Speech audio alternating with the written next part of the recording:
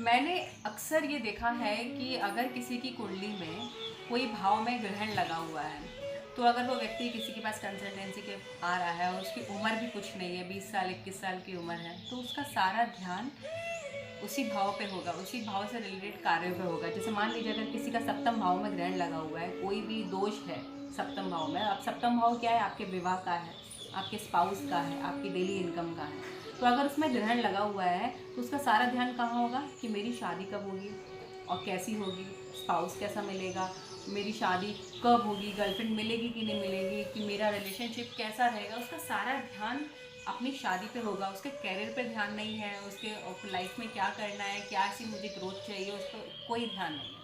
और शादी हो जाने के बाद क्या होगा ऐसे व्यक्ति का जब शादी हो जाएगी तो उसके ऊपर इतना दुखों का पहाड़ टूटेगा, इतना दुखों का पहाड़ टूटेगा कि वो भगवान से कहेगा कि इससे अच्छा तो मैं बिना शादी के था या थी।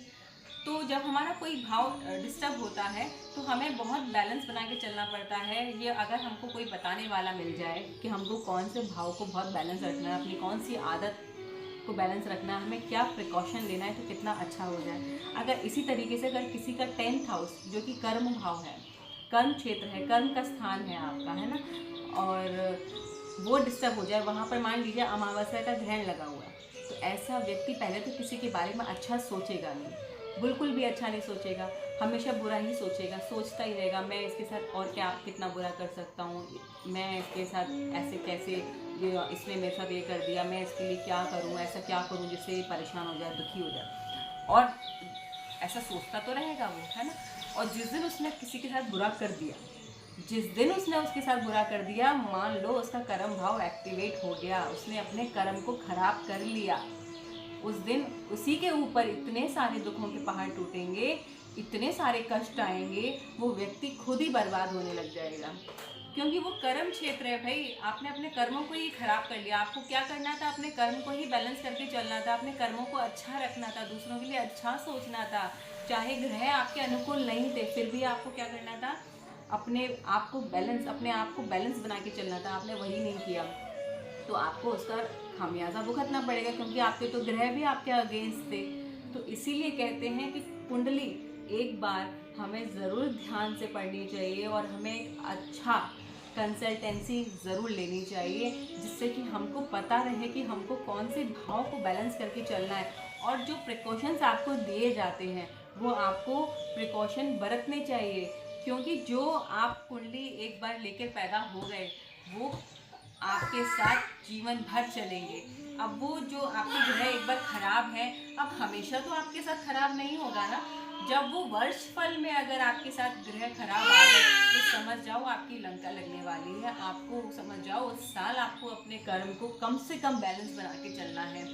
तो कब हमें प्रिकॉशन लेना है, कब हमें उपाय करना है, ये सिर्फ हमारे ग्रह तय करते हैं। और हमेशा मैं तो कहती हूँ अपने सारे ग्रहों को बैलेंस करके चलिए, तो आपको कभी किसी कंसल्टेंसी की ज़रूरत नहीं पड़ेगी।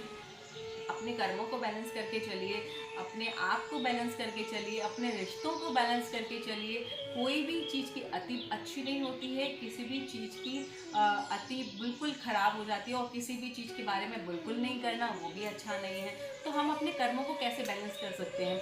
सिंपल आप क्या करें, सुबह पार्क जाते हैं, अगर आप जाते हैं पार्क तो बहुत अच्छी बात है, नहीं जाते हैं तो आप जाना चालू करिए।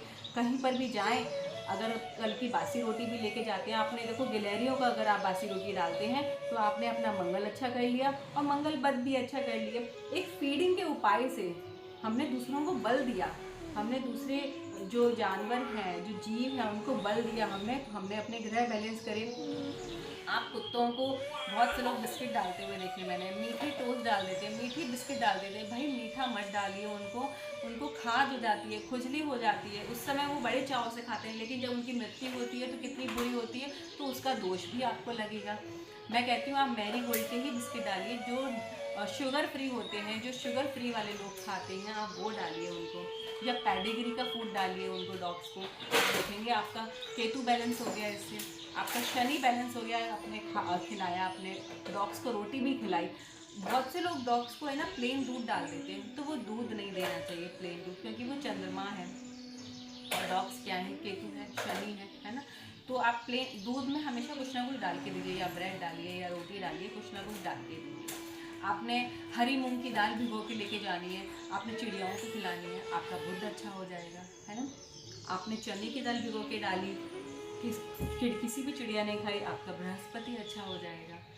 आपने गिलहरी को रोटी डाली, रोटी खाई, तो आपका मंगल भी अच्छा हो गया, मंगल बुध भी अच्छा हो गया। आप पनीर लेके गए और आपने कौओं के लिए डाल दिए, वाह जी वाह, आपका शुक्र अच्छा हो गया, आपका शनि भी अच्छा हो गया, आपके पितृ भी खुश हो गए, क्योंकि कौए क्या है, आपके पितृ हैं।